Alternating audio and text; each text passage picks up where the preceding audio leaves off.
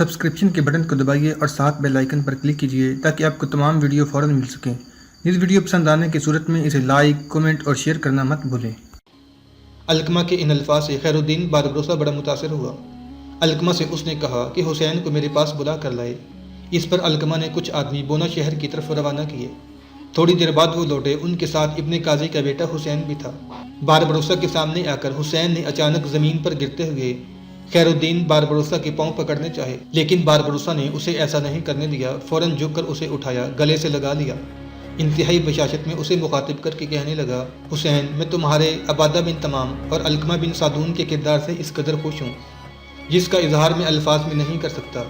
یہاں تک کہتے ہوئے خیر الدین باربروسا کو رک جانا پڑا، اس لیے کہ حسین بن قاضی نے اپنے لباس کے اندر سے چابیاں نکالیں اور خیر الدین باربروسا کو پیش کرتے ہوئے وہ کہنے لگا، امیر، یہ بونا شہر کی چابیاں ہیں۔ یہ شہر آپ کا ہے، اس لیے کہ آپ اسے بزور شمشیر فتح کر چکے ہیں۔ خیر الدین باربروسا نے بونا شہر کی چابیوں کو الٹ پلٹ کر دیکھا، پھر وہ چابیاں اس نے عبادہ بن تمام کی مسحری پر رکھ دی۔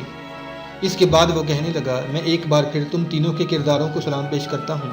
حسین، جن علاقوں پر تمہارا باپ حکمران تھا، ان علاقوں پر میں تمہیں اپنی طرف سے والی مقرر کرتا ہوں۔ افریقہ کے حالات میں کسی بھی وقت کوئی منفی اور ناقابل برداشت تبدیلی رونما ہو سکتی ہے، لہٰذا تم ایک اچھا اور تربیت یافتہ لشکر تیار کرنا۔ جہاں تک عبادہ بن تمام اور علقمہ کا تعلق ہے تو یہ تمہاری عمدہ سالار اور دست راست بن کر تمہارے ساتھ رہیں گے۔ عبادہ بن تمام زخمی ہے، اگر تمہارے پاس اس کے علاج کے لیے اچھا طبیب نہ ہو تو میں خود اس کا علاج کرواتا ہوں۔ اس پر علقمہ بن سعدون کہنے لگا، ابھی بونا شہر میں بہت اچھے طبیب ہیں۔ عبادہ بن تمام کی خواہش تھی کہ ہم اسے چارپائی پر ڈال کر آپ کی خدمت میں پیش کریں، اور ہم نے اس کی خواہش کا احترام کیا ہے۔ اب ہم سب کے لیے آپ جو بھی حکم جاری کریں گے وہ ہمارے لیے آخری ہوگا۔ اس گفتگو کے بعد جب خیر الدین باربروسا نے حسین بن قاضی، عبادہ بن تمام اور علقمہ بن سعدون کو جانے کی اجازت دے دی تو وہ اپنے سارے ساتھیوں کے ساتھ بونا شہر کی طرف چلے گئے تھے۔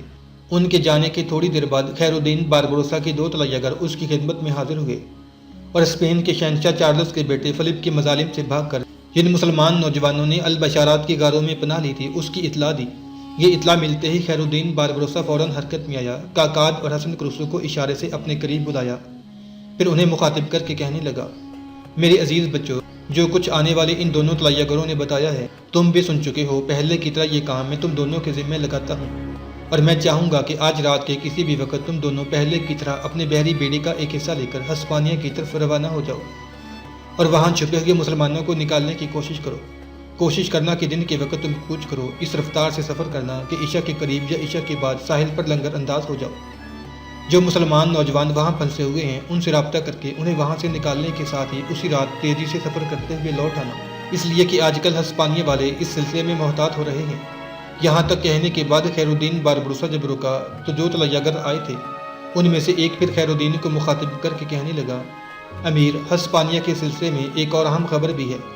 البشارات اور ارد گرد کے وہ علاقے جس میں اس وقت مسلمان آباد ہیں ان کا انتظام اور دیکھ بھال اور مسلمانوں کو زبردستی نصرانی بنانے کا کام ایک شخص ڈان جون کے ذمہ لگایا گیا ہے۔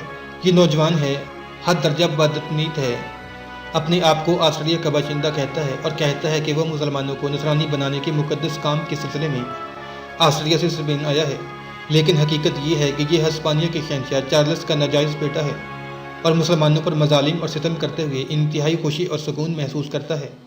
اس نئے انکشاف پر خیر الدین باربروسا تھوڑی دیر خاموش رہا، کچھ سوچتا رہا، پھر اس نے آنے والے طلایہ گروں کو آرام کرنے اور کاکاد اور حسن کروسو کو اپنی تیاری کرنے کے لیے کہا، جس پر وہ وہاں سے ہٹ گئے تھے۔ رات کا کھانا کھانے کے بعد قحطانی قبائل کا سردار کعب بن عامر، اس کی بیوی میسونہ، مغیرہ بن کعب، بیٹی معاذ اور نابیل اپنے دیوان خانے میں بیٹھے کسی موضوع پر گفتگو کر رہے تھے کہ حویلی کے صدر دروازے پر دستک ہوئی تھی۔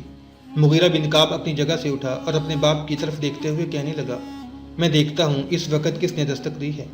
وہ دیوان خانے سے باہر آیا ہی تھا، اس نے دیکھا کہ بسیط بڑی تیزی سے صدر دروازے کی طرف بڑھا تھا، لہذا مغیرہ بن کعب وہیں رک گیا۔ اس کے دیکھتے ہی دیکھتے بسیط نے آگے بڑھ کر دروازہ کھولا تو منظر بن زبیر حویلی میں داخل ہوا۔ پہلے کی طرح بسیط نے دروازے کو زنجیر لگائی۔ اتنی دیر تک اندر سے کعب بن عامر کی آواز سنائی دی۔ اس نے اپنے بیٹے مغیرہ کو مخاطب کیا تھا، بیٹے کون ہے؟ باہر کھڑے ہی کھڑے بلند آواز میں مغیرہ بن کعب کہنے لگا، بابا، منظر بن زبیر آئے ہیں۔ اتنی دیر تک منظر بن زبیر بھی مغیرہ بن کعب کے پاس آیا، وہ اسے لے کر دیوان خانے میں داخل ہوا۔ منظر بن زبیر نے آگے بڑھ کر کعب بن عامر سے مصافحہ کیا، پھر اس کے قریب بیٹھ گیا۔ سب سے پہلے معاذ نے کسی قدر فکر مندی کا اظہار کرتے ہوئے منظر بن زبیر کو مخاطب کیا۔ آپ کا اس وقت آنا کسی علت کے بغیر نہیں ہے۔ میں دیکھتی ہوں آپ کے چہرے پر بہت کچھ کہنے کے اثرات ہیں، کیا میں سچ کہہ رہی ہوں؟ ہلکا سا تبسم منظر بن زبیر کے چہرے پر نمودار ہوا تھا۔ پھر معاذ کی طرف دیکھتے ہوئے کہنے لگا، میری بچی تیرا اندازہ درست ہے۔ میں 2 خبریں لے کر آیا ہوں۔ پہلی یہ کہ ہسپانیہ کے شہنشاہ چارلس نے جو اپنے ناجائز بیٹے ڈان جون کو مسلمانوں کے علاقوں کا نگران اور ناظم مقرر کیا ہے، تو ڈان جان مسلمانوں پر مظالم کی ابتدا کر چکا ہے۔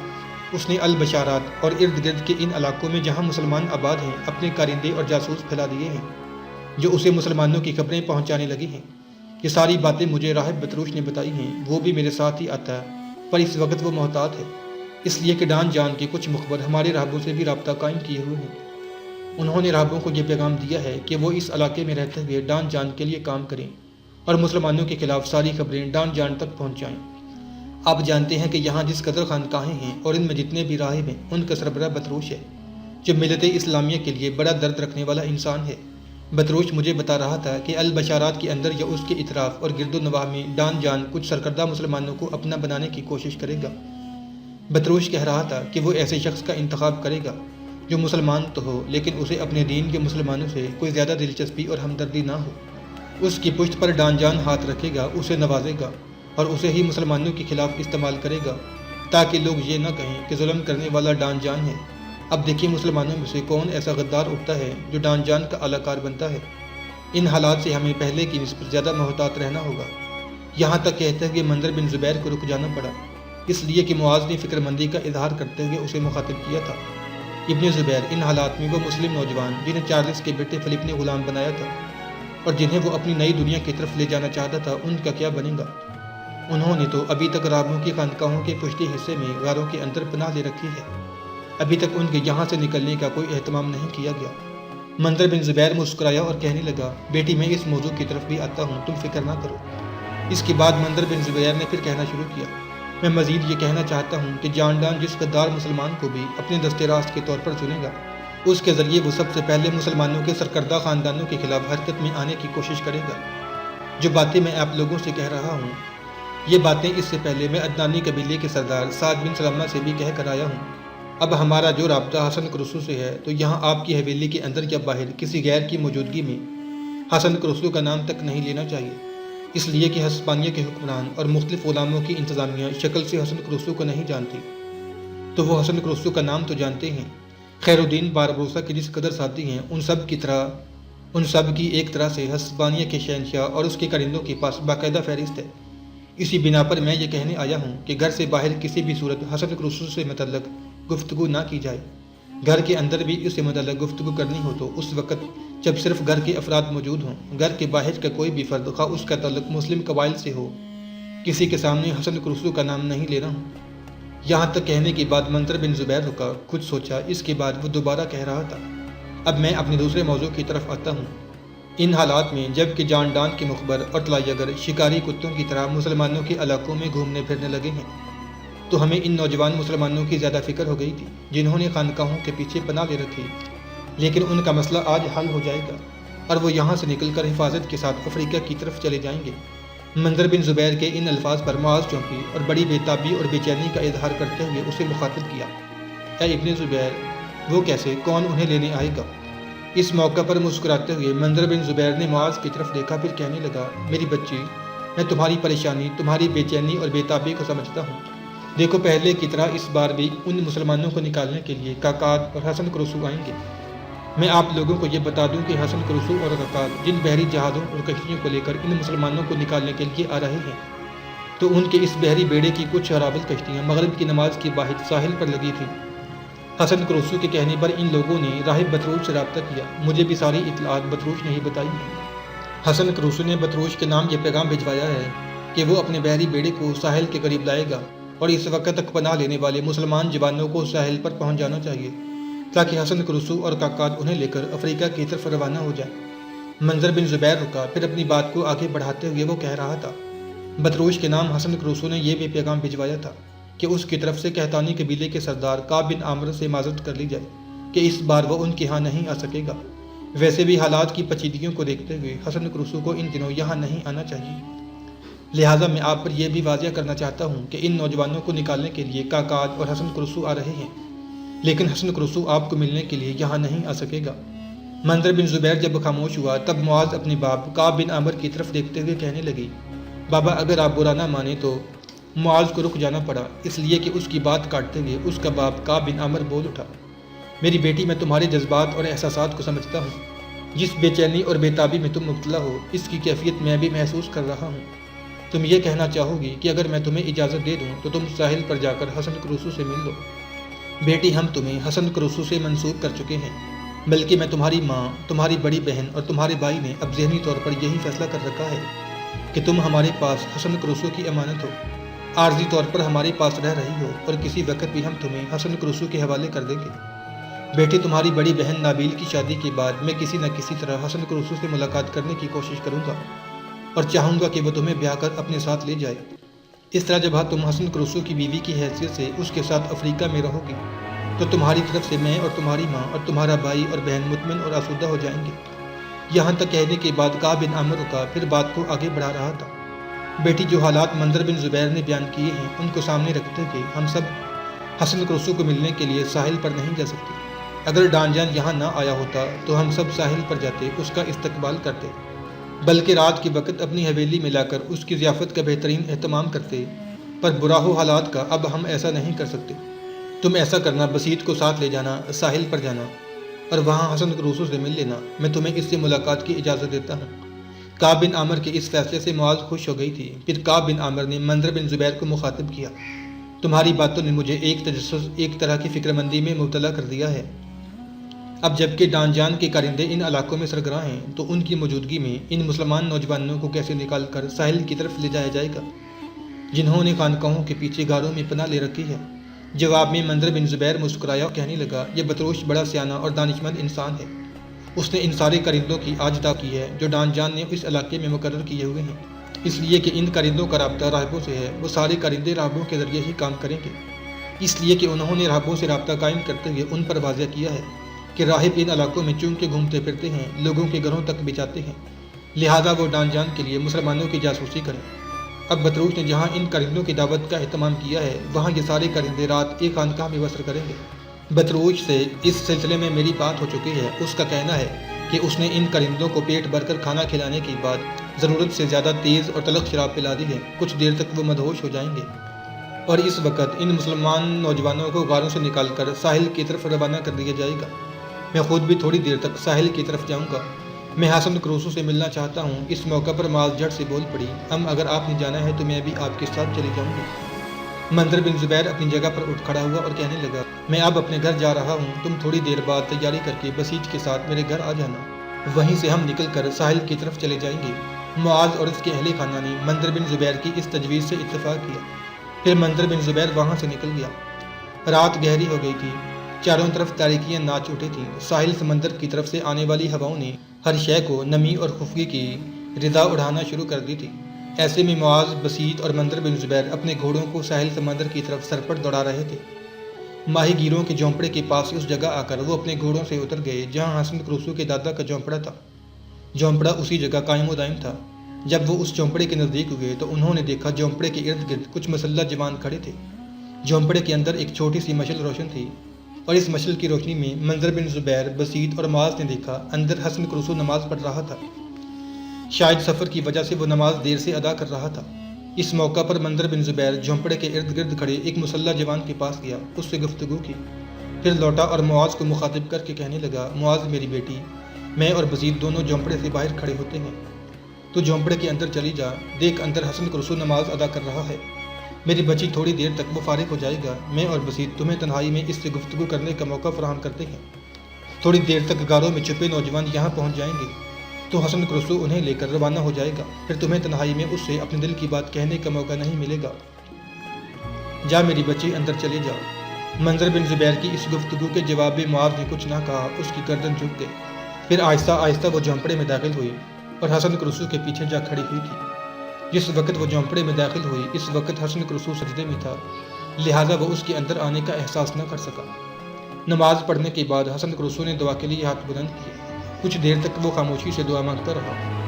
پیچھے کھڑی معاذ کو کچھ نہ سنائی دیا کہ وہ کیا کہہ رہا ہے، یہاں تک کہ حسن کرسو کی آواز کچھ بلند ہوئی اور الفاظ معاذ کو سنائی دیے۔ حسن کرسو کہہ رہا تھا، میرے اللہ، ہسپانیہ کے مسلمان سنسناتے تیروں اور لہراتی تلواروں کے ماحول میں سیاہ نصیبی کے سایوں کی طرح زندگی بسر کر رہے ہیں۔ دشمن ان پر بدروح غول بیابانی شیطانیت کے وسوسوں کی طرح طاری ہو رہے ہیں، لیکن ان کے مقابلے میں یہ مبارزت آرائی کی طلب نہیں رکھتے۔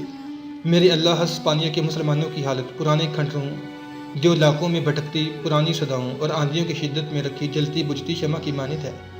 میرے اللہ، ان کی مدد فرما۔ یہاں تک کہنے کے بعد لمحہ بھر کے لیے حسن کرسو خاموش رہا۔ معاذ نے محسوس کیا کہ وہ رو رہا تھا، سسک رہا تھا۔ اس کی یہ حالت دیکھتے ہوئے معاذ کو نہ جانے کیا ہوا، زمین کی ننگی پیٹھ پر سجدہ ریز ہو کر رونے لگی تھی۔ اس کی دعا کے جواب میں آمین کہہ رہی تھی۔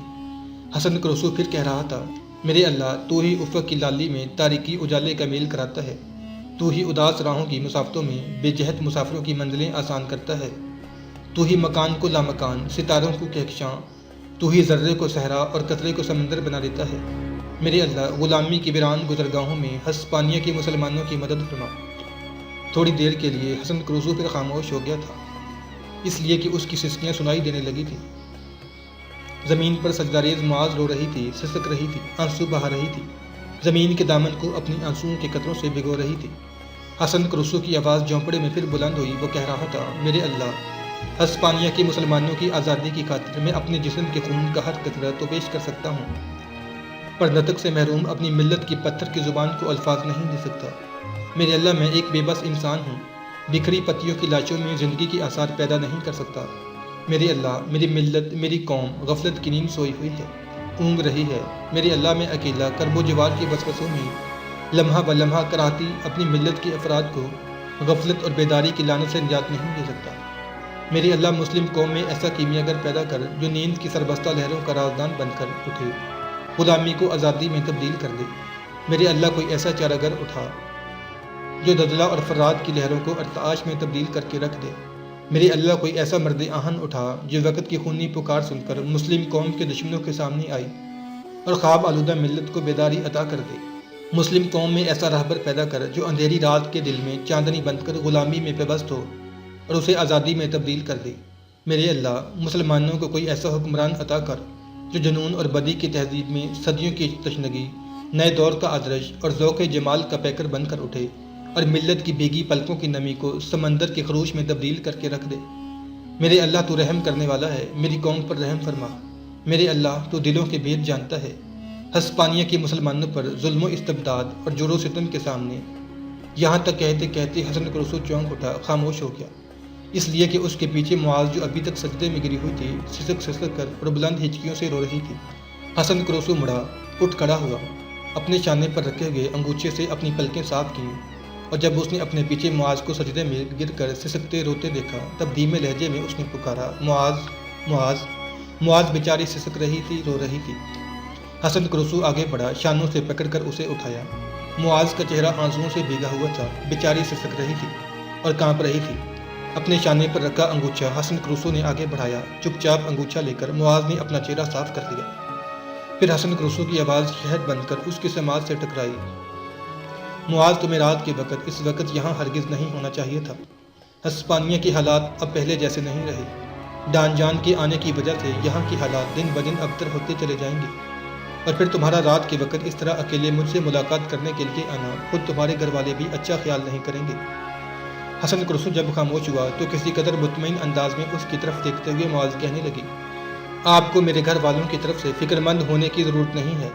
انہوں نے ہی مجھے آپ سے ملنے کی اجازت دی ہے، اس لیے کہ اب وہ مجھے آپ سے منسوب کر چکے ہیں، بلکہ میرے بابا اب اپنے گھر والوں کو یہاں تک کہہ چکے ہیں کہ میں ان کے پاس آپ کی امانت ہوں، اور پھر آپ مطمئن رہیں، میں اکیلی نہیں آئی، میرے ساتھ بسیط ہے، اس کے علاوہ منظر بن زبیر بھی ہیں، انہیں کے ساتھ میں یہاں آئی ہوں۔ وہ دونوں اس وقت جھونپڑے سے باہر کھڑے ہیں۔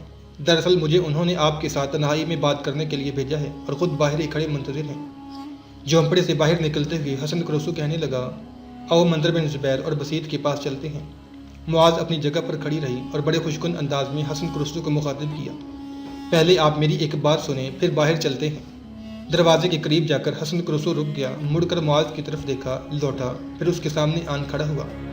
اچھا کہو، کیا کہنا چاہتی ہو؟ جواب میں لمحہ بھر کے لیے معاذ مسکرائی اور کہنے لگی، اگلے ماہ نابیل کی شادی ہے، ابھی تاریخ مقرر نہیں ہوئی۔ جو ہی تاریخ مقرر ہوئی اس کی اطلاع آپ کے دستے راست بطروش کے ذریعے آپ کو پہنچائی جائے گی۔ کیا آپ اس شادی میں شرکت کریں گے؟ حسن کرسو نے کچھ سوچا پھر کہنے لگا، دیکھو معاذ، میں تمہارے ساتھ وعدہ نہیں کرتا۔